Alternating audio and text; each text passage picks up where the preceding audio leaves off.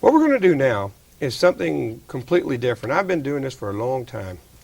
I like to play a song that shows you the difference between the Merle Travis style, the Chet Atkins style, and the Jerry Reed style, because they're really the foundation of my musical essence, you know, everything that I learned as a child.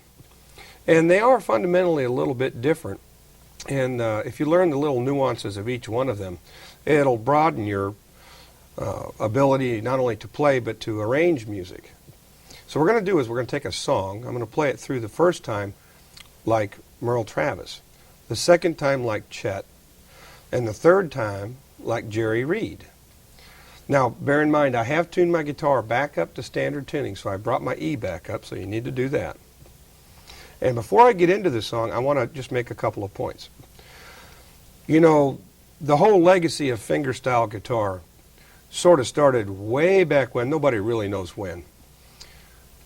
But a lot of the black players down on the Delta, you know, they were poor people that didn't have a lot of money, they didn't have picks, and they would take their thumb and just strike it on the bottom strings.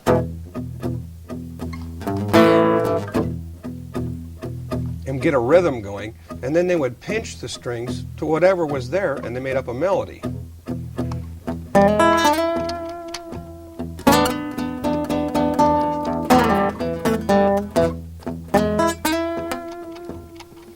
Now you have to wiggle to play the blues, and I'm not a blue kind of guy. I don't actually play much blues, but I enjoy the wiggle.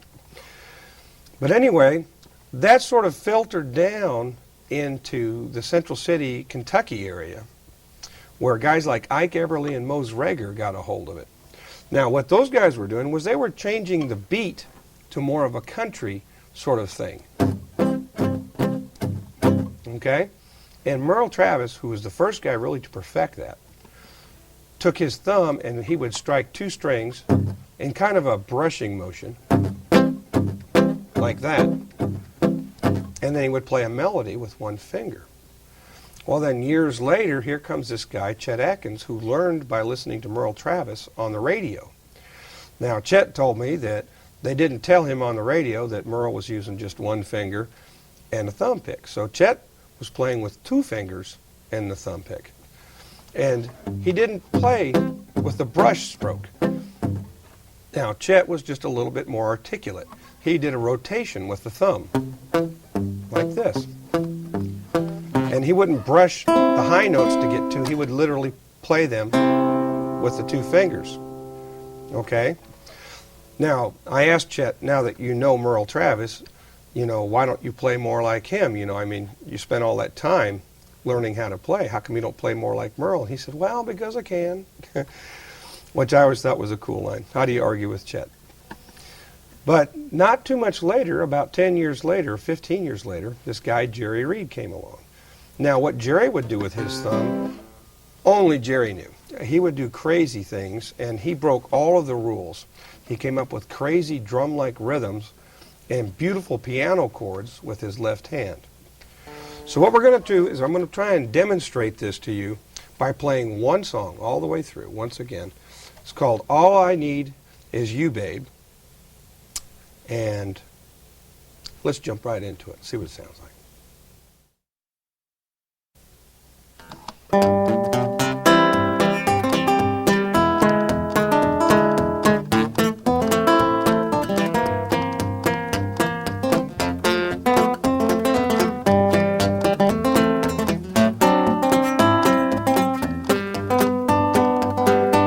Here comes Chet.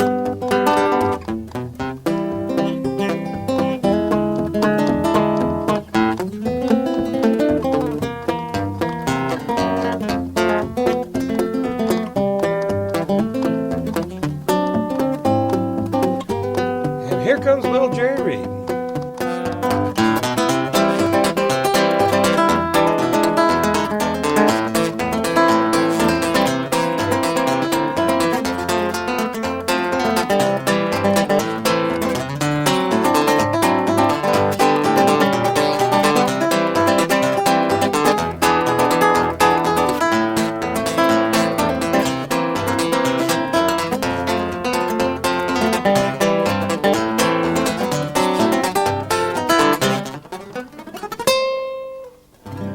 Those are my heroes.